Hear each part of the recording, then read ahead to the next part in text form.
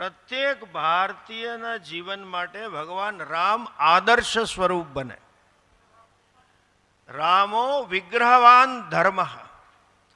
ભગવાન ધર્મનું મૂર્ત સ્વરૂપ છે. તમે કદાચ ગીતાજીનો શ્લોક સાંભળ્યો હશે.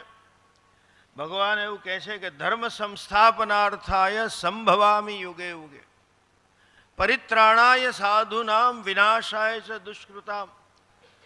દુષ્કારીઓનો નાશ કરવા, સાધુઓની રક્ષા કરવા માટે અને ધર્મની સ્થાપના કરવા માટે હું અવતાર લઉં છું.